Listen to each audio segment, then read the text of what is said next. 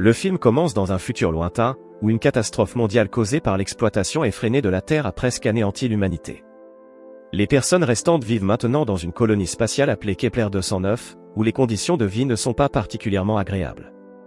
Un autre problème majeur est que les colons ne peuvent pas avoir d'enfants à cause des niveaux élevés de radiation. En conséquence, une mission appelée Ulysse a été envoyée pour déterminer si la Terre est désormais habitable et si elle permet la fertilité humaine. Cependant, le contact a été perdu peu après leur atterrissage sur Terre, et aucune communication supplémentaire n'a été reçue.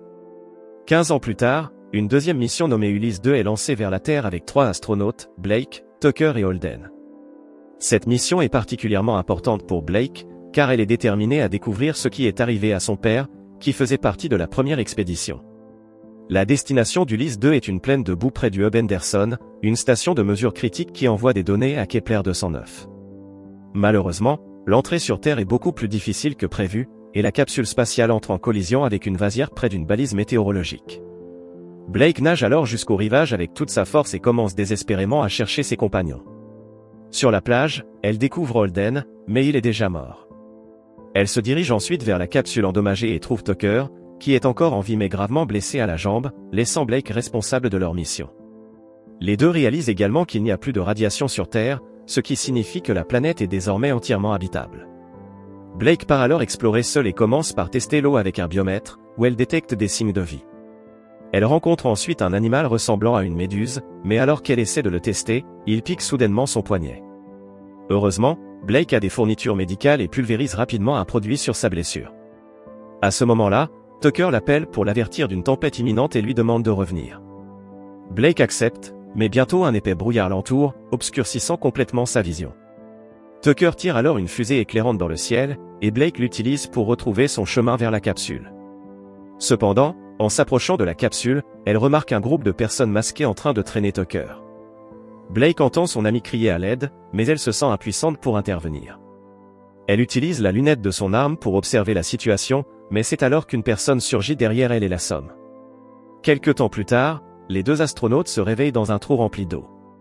Blake réalise que l'état de Tucker s'aggrave, alors elle grimpe pour regarder à travers le trou et crie à l'aide, affirmant que son ami est sur le point de mourir. Mais personne ne lui prête attention, et elle glisse rapidement pour retomber dans l'eau. Peu après, quelqu'un jette une corde dans le trou, que Blake attrape pour remonter. Elle remarque alors une petite communauté d'humains appelée les Boueux. Par la suite, les habitants traînent Blake de façon agressive et lui demandent de soigner un homme blessé. Elle tente d'expliquer qu'elle a besoin de ses fournitures médicales, qui sont encore dans la capsule, mais ils ne comprennent pas ou ne parlent pas anglais. Moment plus tard, une femme nommée Narvik apparaît et se révèle être fluente en anglais. Blake décrit la situation, et Narvik accepte de la conduire jusqu'à la capsule. Là, notre héroïne trouve les fournitures médicales, mais elle remarque que toute la technologie du vaisseau est endommagée. Blake commence alors à soigner l'homme blessé tout en cachant discrètement des médicaments dans ses vêtements. Une fois son travail terminé, elle est de nouveau jetée dans le trou. Blake utilise cette opportunité pour appliquer le médicament à Tucker et lui explique qu'elle a vu des tout-petits et des enfants ici, ce qui indique que ces gens sont fertiles. Elle insiste sur le fait que tout ce dont ils ont besoin maintenant est de trouver le biomètre et de signaler à Kepler pour obtenir de l'aide.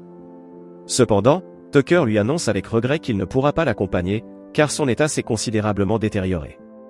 Il décide de prendre un poison pour mettre fin à ses souffrances. Entendant cela, Blake est stupéfaite et essaie désespérément de l'en empêcher. Mais Tucker refuse d'écouter et finit par prendre le poison. Cela brise le cœur de Blake, qui s'effondre en sanglotant sur le corps sans vie de son ami. Peu après, la marée monte soudainement et remplit le trou, obligeant Blake à grimper et à crier à l'aide. Heureusement, avant qu'elle ne se noie, elle est secourue par l'homme qu'elle avait précédemment soigné. Il la conduit ensuite à un bateau de la colonie avant de retirer le corps sans vie de Tucker du trou. Le lendemain matin, alors que l'eau de mer commence à se retirer, Blake est de nouveau jeté dans le puits. Elle remarque son sac rouge contenant le biomètre dans les mains de l'un des enfants et demande à le récupérer. Cependant, les enfants espiègles se moquent d'elle en lui versant de l'eau dessus. Plus tard, elle reçoit la visite de Mela, une petite fille gentille et compatissante. Blake dessine ensuite des images sur le mur, et malgré la barrière linguistique, elle parvient à communiquer avec la petite fille. Peu après le départ de Mela, plusieurs femmes et bébés sont jetés dans le trou aux côtés de Blake. Elle est alors stupéfaite lorsqu'elle entend des coups de feu et des cris venant de l'extérieur. Blake jette un coup d'œil hors du trou et est choqué de voir que la colonie est attaquée par un groupe de personnes armées. Plusieurs habitants sont tués dans le chaos, et d'autres sont enlevés, y compris Mela, qui a réussi à prendre le sac rouge. Après le départ des attaquants, Narvik apparaît et aide Blake et les autres femmes à sortir du trou. On découvre alors que Mela est sa fille, et elle décide de partir la sauver. Blake la suit et exprime son désir d'aider Narvik, mais cette dernière hésite à faire confiance à une étrangère. Peu de temps après, elles entendent des cris au loin et se précipitent vers la source du bruit. Elles grimpent ensuite sur un rocher et observent les personnes enlevées être transportées sur un bateau. Désespéré, Blake demande à Narvik de tirer une fusée éclairante pour distraire les hommes armés. Mais Narvik refuse, préférant attaquer directement les hommes. N'ayant pas d'autre option, Blake assomme Narvik et tire rapidement la fusée éclairante. Cela attire l'attention des hommes sur le bateau, qui se dirigent vers la source du signal lumineux. Profitant de la situation, Blake plonge dans l'eau et monte à bord du bateau, où elle retrouve finalement le sac rouge. Mais avant qu'elle ne puisse l'atteindre, les hommes reviennent sur le bateau, ce qui la pousse à se mêler aux prisonniers. Peu de temps après, tout le monde arrive dans une installation où les prisonniers sont présentés à un garde impitoyable nommé Palin. Il envoie les garçons travailler, tandis que les femmes et les filles sont conduites dans une cabine.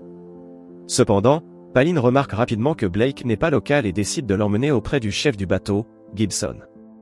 Lorsque Gibson rencontre Blake, il la salue chaleureusement et explique qu'ils attendaient son arrivée depuis longtemps. Il lui révèle qu'il a servi sous les ordres de son père dans le cadre de la première mission Ulysse et qu'il a rencontré Blake lorsqu'elle était enfant. L'homme explique ensuite que lorsque le premier groupe est arrivé sur Terre, les Mudd les ont accueillis chaleureusement, et que le père de Blake était très proche d'eux. Cependant, un jour, ils se sont rebellés, détruisant la capsule d'Ulysse et sabotant ses systèmes de communication. On apprend aussi qu'ils ont tué le père de Blake lors de ce chaos. Gibson explique ensuite qu'il construit un immense barrage à partir des débris du bateau et utilise sa turbine pour générer de l'électricité. Il précise que, de cette manière, la colonie de Kepler pourrait survivre sur Terre si elle revenait un jour. À ce moment-là, un jeune garçon nommé Neil arrive et interrompt leur conversation. Gibson présente alors Neil à Blake, expliquant qu'il est son fils. Blake est confuse car le garçon ressemble à un local. Gibson clarifie qu'il a adopté Neil après avoir épousé sa mère. Après cette conversation, il conduit Blake à sa cabine, où elle aura de l'eau chaude pour se doucher et un lit chaud pour dormir. Blake le remercie pour ce geste, mais une fois seule, elle commence à se souvenir de son père et devient émotive. Le lendemain matin, après s'être douché, Blake remarque du sang entre ses jambes et réalise qu'elle est désormais fertile. Plus tard, Gibson la présente à un groupe de jeunes filles qui l'accueillent avec une chanson répétée. Blake leur parle ensuite de la colonie spatiale et est surprise de voir Mela parmi les élèves. Cependant, la petite fille ne semble pas heureuse d'être là. Après la classe, Blake se promène dans l'installation et rencontre Neil. Il lui révèle qu'il ne suit pas les cours car son père lui donne des leçons privées. Les deux commencent alors à se rapprocher, et le garçon mentionne un homme nommé Christophe Colomb, qui lui a parlé des arbres et avec qui il communique à travers les tuyaux de l'installation du bateau. En entendant cela, Blake est choqué et décide de découvrir qui est cette personne mystérieuse. Plus tard, elle prend la carte du bateau et se rend à la cabine de l'homme mentionné par Neil. Lorsqu'elle arrive à la porte, elle est choquée de voir qu'il s'agit de son propre père. À ce moment-là, Gibson apparaît et commence à justifier son mensonge, expliquant que son père était en réalité le chef des rebelles parce qu'il est tombé amoureux d'une femme Mudd. Il ouvre ensuite la porte, et Blake entre pour retrouver son père après 15 longues années. Les deux échangent un câlin émouvant, mais Blake est déçu et blessé que son père ait trahi la mission et l'ait abandonné. Le vieil homme explique simplement que les résidents de Kepler ne devraient jamais revenir sur Terre pour éviter de répéter les erreurs du passé. En entendant cela, Blake est profondément blessé et quitte la pièce en larmes. Plus tard, elle parle avec Gibson et l'informe qu'elle est désormais fertile. Elle explique qu'il lui suffit de récupérer son biomètre pour contacter Kepler et partager la nouvelle. Gibson est sincèrement heureux d'apprendre cette nouvelle et promet de récupérer le biomètre, qui est actuellement entre les mains de ces hommes. Le soir, alors que Blake dîne avec Gibson et sa famille, les lumières s'éteignent soudainement. Palin arrive peu après et révèle qu'un intrus s'est infiltré et a neutralisé plusieurs gardes.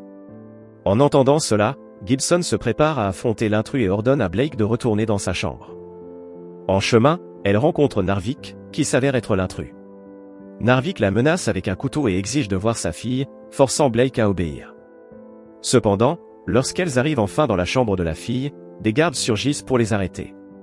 Palin bat brutalement Narvik et ordonne à ses hommes de l'emmener. Avant d'être emmené, Narvik parvient à murmurer à Blake qu'il ne prenne que les filles. Dans la scène suivante, Blake est soigné par la femme de Gibson, qui commente qu'elle a les yeux de son père. Gibson arrive également pour vérifier comment elle va et s'excuse pour ce qui s'est passé. Il révèle ensuite que Narvik était autrefois l'un de ses gardes avant de se retourner contre lui lors de la rébellion.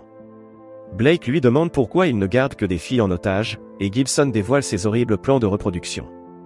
Il explique que ces filles serviront de futurs partenaires sexuels pour les astronautes de retour de Kepler 209, et que leurs enfants poseront les bases de la repopulation de la Terre. En entendant cela, Blake est profondément dégoûté mais fait semblant de ne pas être affecté. Plus tard, lorsqu'elle retourne dans sa chambre, elle trouve Mela cachée dans son placard.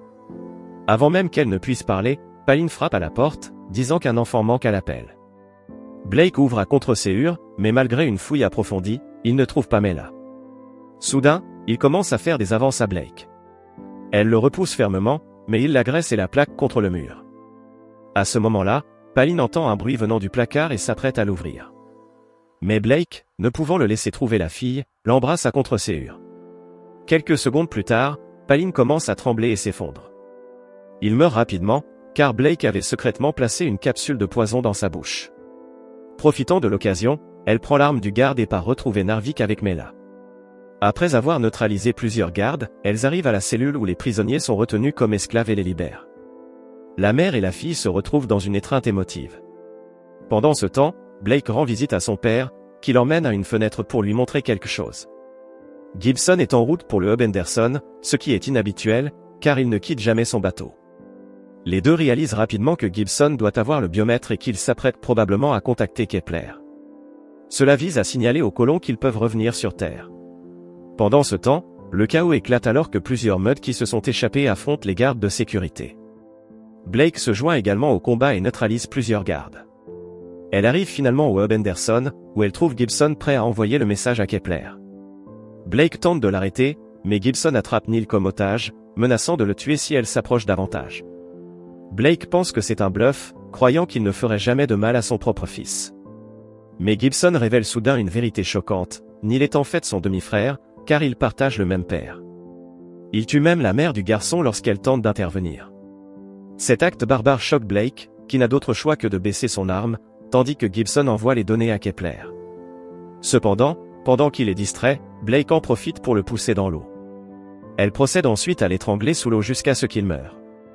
Après le combat, Blake est également inconsciente et manque de se noyer, mais Narvik la sauve à temps et pratique la réanimation pour la ranimer.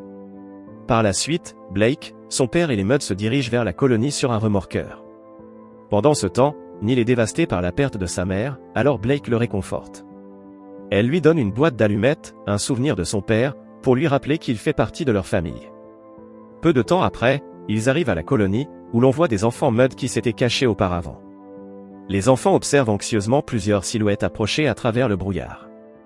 Lorsqu'ils réalisent que les silhouettes sont leurs parents enlevés, ils se précipitent joyeusement vers eux, clôturant ainsi le film.